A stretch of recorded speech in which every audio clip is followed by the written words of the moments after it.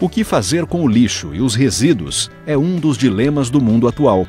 Pensando nisso, o pesquisador Sandro Mancini, da Unesp de Sorocaba, fala sobre a problemática dos resíduos. Ele e sua equipe estudam maneiras de reaproveitar e descartar corretamente diversos materiais, como embalagens de agrotóxicos, eletroeletrônicos e entulhos da construção civil, contribuindo para a sustentabilidade e o meio ambiente. O Ciência Sem Limites começa agora. O Ciência Sem Limites está no ar. Bem-vindas e bem-vindos. Como vocês puderam ver na abertura do programa, nós vamos falar sobre a problemática dos resíduos. Sobre esse assunto, ao nosso lado está o professor e pesquisador Sandro Mancini, pertencente ao campus de Sorocaba, da Unesp. Professor, prazer em tê-lo no Ciência Sem Limites. Prazer é meu. Antes da gente entrar no tema, para quem está nos vendo, fala um pouco sobre a sua trajetória acadêmica. Bom, eu fiz graduação, mestrado, doutorado em Engenharia de Materiais, fiz lá na UFSCar em São Carlos, e depois eu fui ser professor na Federal do Ceará, fiquei lá 3 anos, e depois vim para cá, logo que a Unesp entrou aqui em Sorocaba, eu já fui da primeira leva de professores contratados em 2003, e estou desde 2003 aqui dando aulas para o curso de Engenharia Ambiental na graduação e depois na pós-graduação para Engenharia Civil Ambiental, para Engenharia para Ciências Ambientais, né? Sempre em algo ligado a resíduos sólidos, a materiais, reciclagem de materiais que estão presentes nos resíduos. E isso é o que sempre me motivou, desde o meu mestrado, que eu estudei reciclagem de PET, no doutorado e depois continuando a vida toda aí. Perfeito. Que ambiente é esse aqui? Onde é que nós estamos aqui? Nós estamos no Núcleo de Automação e Tecnologias Limpas, o NATEL, que é um laboratório de um dos grupos de pesquisa que tem aqui no campus Sorocaba. E aqui nós só temos os 2 cursos de graduação, Engenharia Ambiental e Engenharia de Controle e Automação, então todos os docentes e alunos aqui pesquisam na área mais para a área de exatas, né? E a gente estudando, no nosso caso aí, impactos ambientais dos resíduos, como diminuir esses impactos ambientais, esse tipo de coisa. Mas tem vários tipos de pesquisa que o pessoal faz aqui. Quer dizer, são várias vertentes, todas relacionadas, no seu caso, com a área de resíduo. O que é um resíduo? Então, resíduo, vamos diferenciar resíduo de lixo, né? Lixo é aquilo que, em tese, não tem serventia para ninguém, né? E que deveria ser enterrado, fazer como o gato faz, né? Cava um buraco, joga sujeira dentro e tampa. Isso é um aterro sanitário.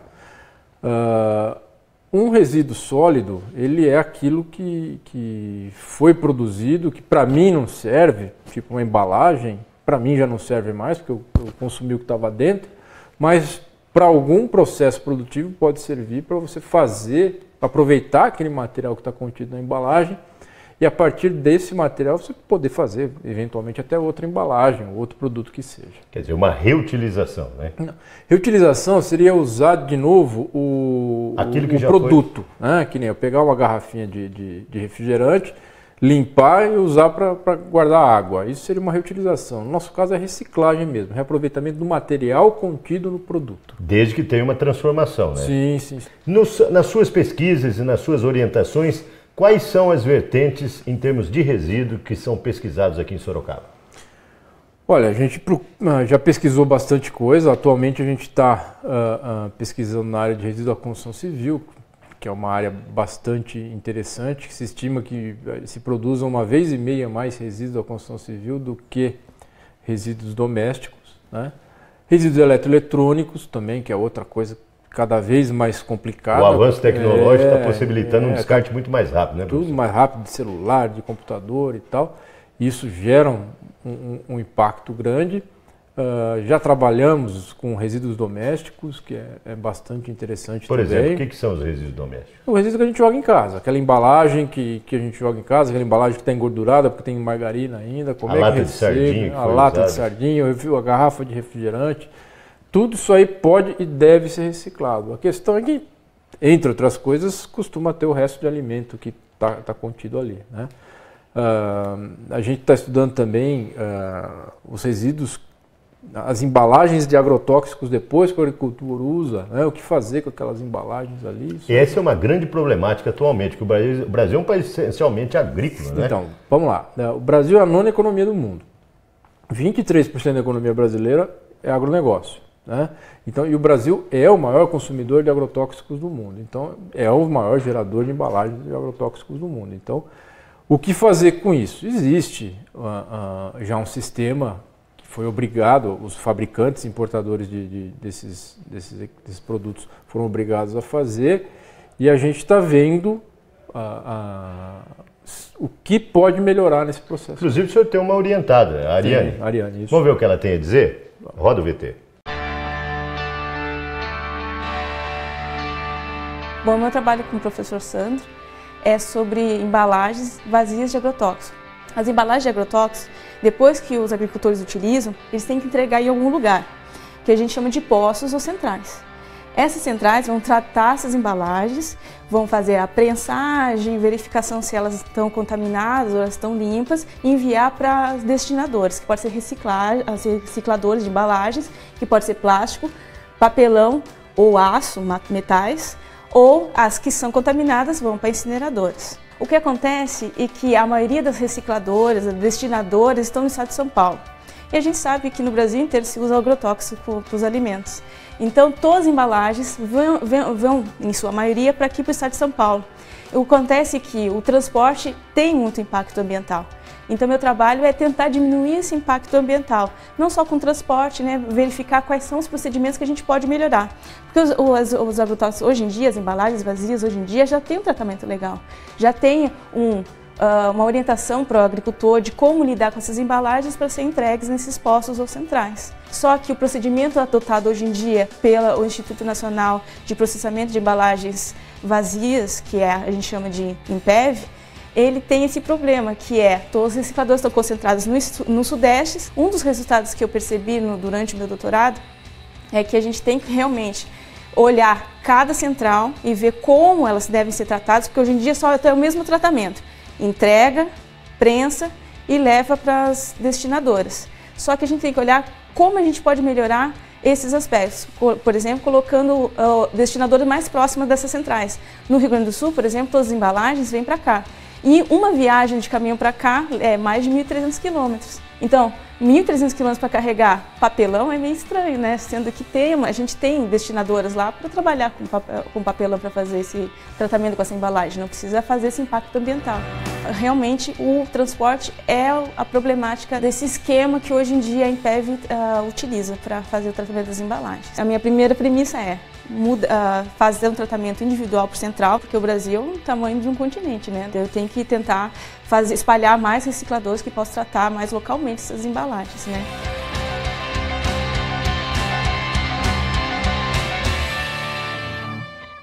Parabéns pelo depoimento da Ariane, hein, professor? Obrigado. Estamos chegando ao final deste bloco e vamos continuar no bloco seguinte falando sobre resíduos. Para você contactar o pesquisador, o e-mail dele está aparecendo aí na sua tela, sandro.d.mancini@unesp.br. Para você contactar o campus de Sorocaba, www.sorocaba.unesp.br. Para você ver e rever os nossos programas, www.tv.unesp.br. É um breve intervalo e a gente volta já já.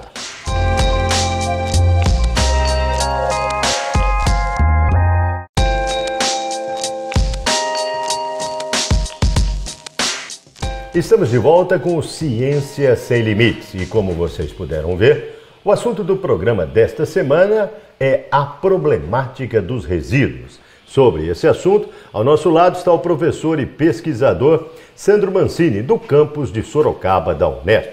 Professor, falamos rapidamente no bloco anterior, sobre os resíduos do descarte, né, do material onde está o agrotóxico. Esse é um principal problema em termos de o que fazer com essas embalagens? Sim, ele é você pode reciclar, você pode enterrar, você pode incinerar, né? Qual embalagem que deve seguir para cada destinação desse o que fazer corretamente com cada uma é importante a gente entender. E já é feito alguma coisa, mas ainda dá para melhorar muito. Qual é o maior trabalho com esse tipo de material? É a incineração, o manejo, a reutilização? Olha, é que é muito espalhado, né? Nós temos um país muito grande e isso é muito espalhado até a coisa conseguir chegar numa central, e da central para uma unidade de destinação, o problema é que são poucas as unidades de destinação, né? Basicamente concentradas. E por que são poucas? Então, são basicamente concentradas aqui em São Paulo. Você tem outras que podem reciclar papelão, plásticos em outros locais, mas o fato de ter agrotóxico no meio complica um pouco e o instituto que foi feito pelos fabricantes e importadores de embalagem de agrotóxicos, ele prefere apostar nas destinações que ele sabe que estão licenciadas e que estão equipadas para mexer com esse tipo de resíduo. Na sua vida inteira, o senhor só pesquisou essa parte de resíduos, né? Foi resíduos. O que mais impressionou até hoje em termos de resíduos, em termos de decomposição, ou de reaproveitamento, ou de metamorfose, ou seja, de modificar esses resíduos para que eles possam ser utilizados? Não, o que mais impressiona é a falta de informação de todos, né, com relação às potencialidades que um resíduo tem, né? Porque se você pensar numa garrafinha de água, numa garrafinha de Coca-Cola, o trabalho tecnológico que teve para ela chegar naquele estágio ali foi muito grande, né? E você simplesmente usar aquilo ali em segundos, você jogar isso para a natureza eternamente, é um desperdício. Eu disse jogar para a natureza. Conta para quem está nos assistindo, a decomposição desse material na natureza demora centenas de anos. Então, quando a gente fala que demora centenas de anos, é uma coisa meio que para escapar, porque ninguém sabe o quanto demora, né? Centenas de anos eu não vou estar aqui para falar, esse é o problema, né? É fato que é tempo indeterminado, são materiais que não têm biodegradação, né? E o fato de você colocar num ambiente como um aterro sanitário, se for para um aterro sanitário, que é uma coisa interessante, dado que outras formas de destinação melhores, como reciclagem e tal, praticamente não existe, se um material que não, tipo um plástico que não tem decomposição, ele acaba caindo no aterro sanitário, num aterro não tem quase oxigênio para fazer boa parte do que seria o processo de decomposição. Então acaba acontecendo que aquele material fica lá para sempre. E contaminando. Sim, se for um aterro sanitário, ele está confinado. Né? Se for um aterro sanitário bem feito, bem operado. Tem uma vida útil também ali, né? Tem uma vida útil, né? Professor, em termos da construção civil, o que vocês estão pesquisando atualmente? Que tipo de resíduos da construção civil? Então, a construção civil ela produz variados tipos de resíduos, né? Mas o grosso mesmo são os resíduos que são cerâmicos, né? Azulejo, concreto, tijolo, esse tipo de coisa assim. Esses materiais cerâmicos, eles podem ser triturados e reaproveitados na construção civil como agregados grossos, ou graúdos ou miúdos, né? Grossos ou mais finos, né? O cimento, o concreto admite esse tipo de agregado e a construção civil precisa de muita matéria-prima e não toda essa matéria-prima precisa ser natural. Você pegar areia de um rio, você pegar uma pedra que você acabou de britar. Quer dizer, né? Dá para fazer um processo... Dá para fazer, não é uma coisa muito tecnológica assim, é basicamente trituração e peneiramento e dá para reaproveitar. O que a gente está estudando é que material que essas usinas estão entregando, essas centrais que fazem isso estão entregando para a construção civil. Né? O senhor tem algum orientado que pesquisa? Tem o Mauro. O Mauro? Isso. Vamos ver o que ele tem a dizer? Vamos. Roda pra gente.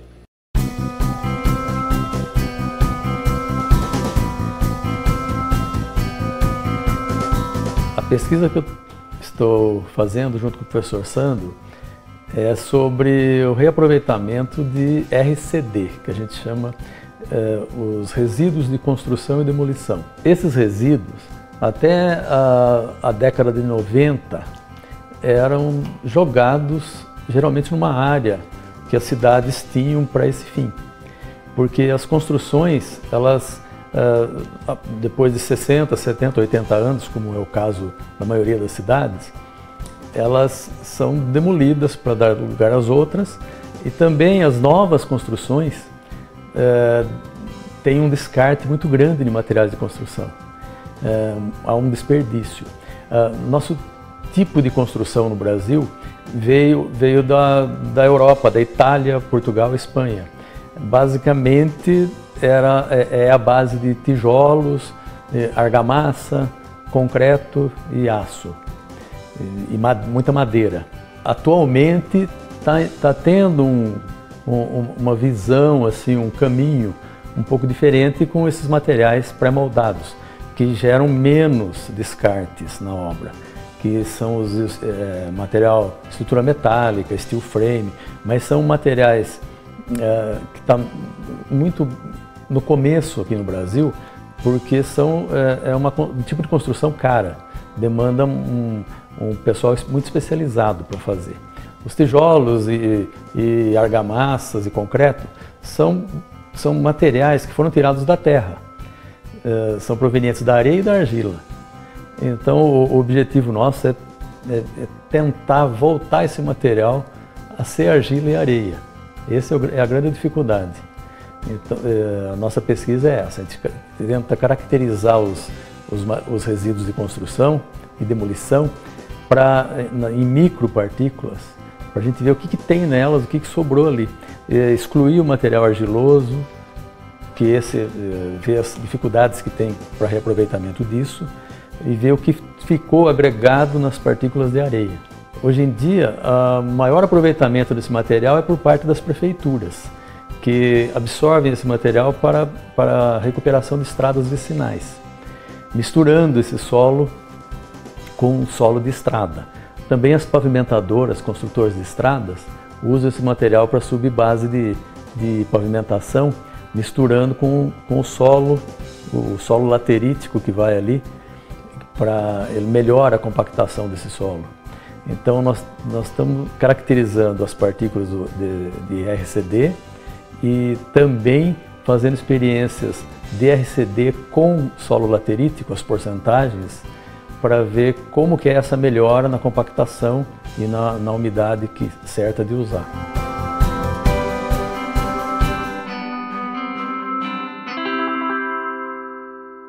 Parabéns pelo depoimento do Mauro, hein, professor? Beleza, obrigado. No seu ponto de vista, qual vai ser a melhor solução para esses resíduos de construção que a gente pode ter a médio e curto prazo? Durante a construção civil precisa haver uma separação prévia, porque deixar eles misturados complica muito. Tem muito desperdício também. Tem muito desperdício.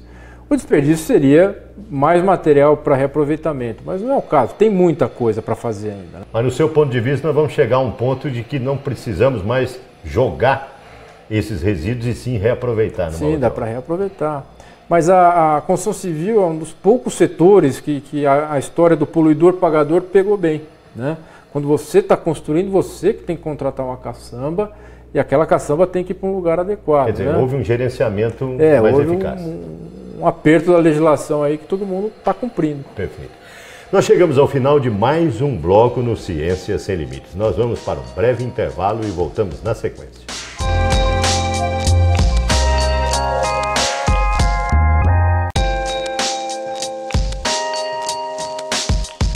Estamos de volta com o Ciência Sem Limites. E como vocês podem ver, o assunto do programa desta semana é a problemática dos resíduos. Sobre esse assunto, ao nosso lado está o professor e pesquisador Sandro Mancini, do campus de Sorocaba, da Unesp.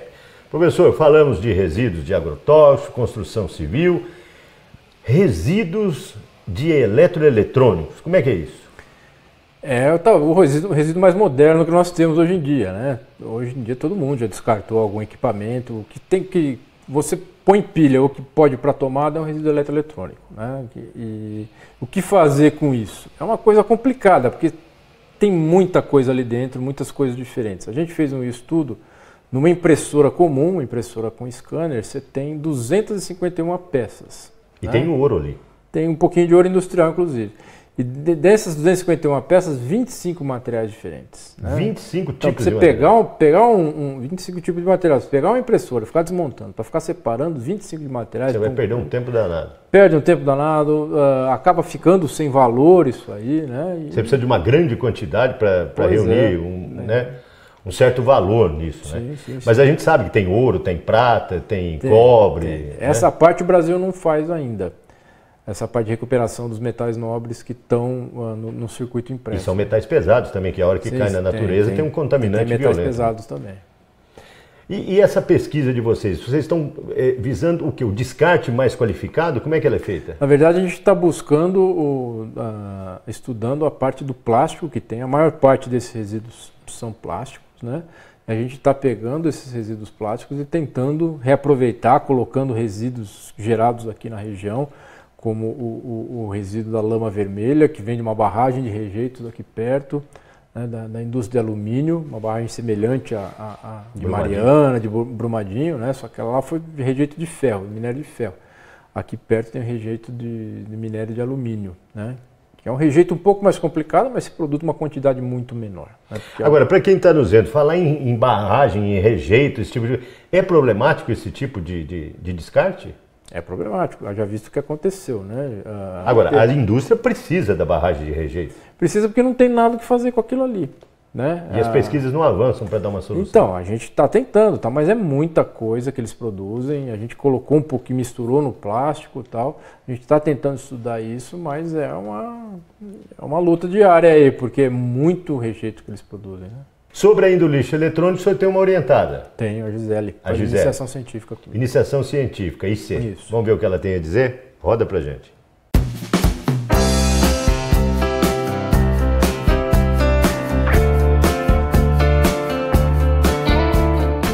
Então, a pesquisa que eu realizo aqui no laboratório é a reciclagem de eletroeletrônicos com incorporação de lama vermelha. Eu pego carcaça de eletrônicos como computadores, impressoras, e aí a gente tritura eles e coloca na prensa para fazer um corpo de prova. E a partir desse corpo de prova a gente incorpora a lama vermelha, que também é um resíduo do alumínio, junto com o resíduo de eletroeletrônicos que eu coloco na prensa. Com os resultados que eu vou obter, eu vou comparar com os resultados que a injetora já temos na injetora.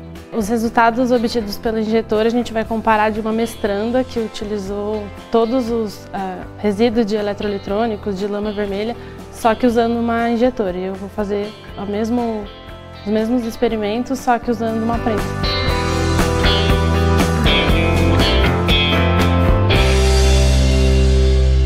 Parabéns pelo depoimento da Gisele, já na iniciação científica, interessada pela pesquisa, né? Professor, o senhor tem um outro orientado que pesquisa resíduos em aeroportos, é isso? Sim, o Alexander. O Alexander, que tipo de resíduos? Todos. O aeroporto gera de tudo, né? Pode ter resíduo perigoso, pode ter resíduo complicado que vem da aeronave, pode ter resíduo comum, então tudo. Vamos ver o que ele tem a dizer? Roda pra gente, o Alexander.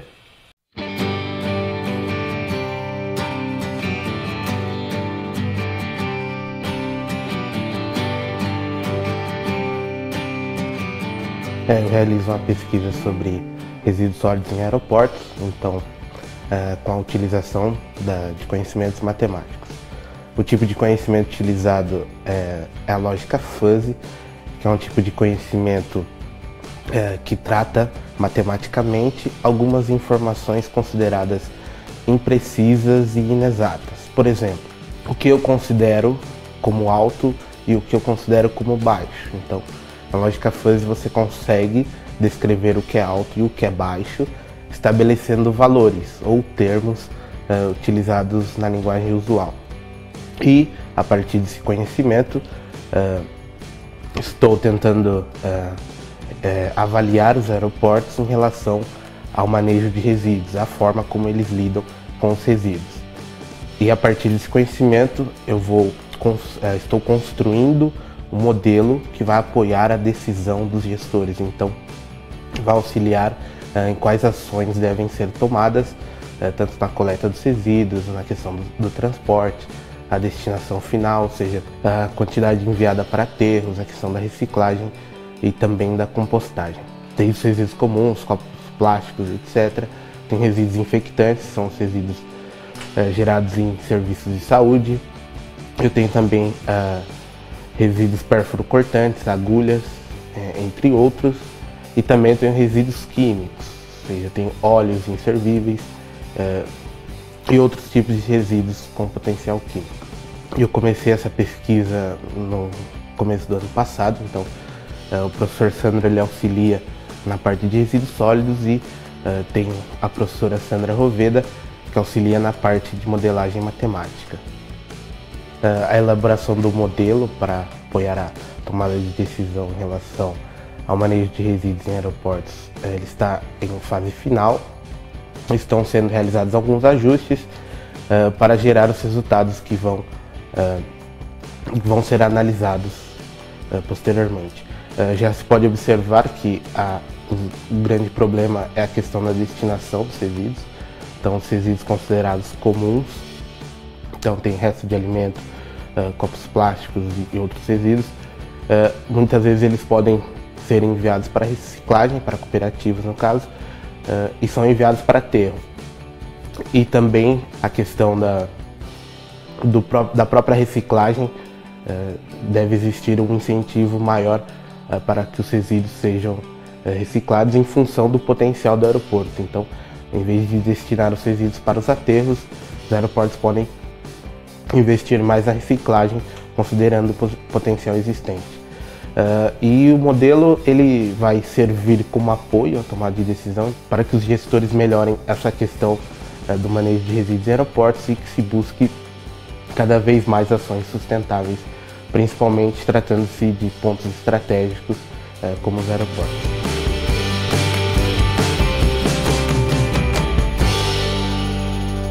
Parabéns pelo depoimento do Alexander.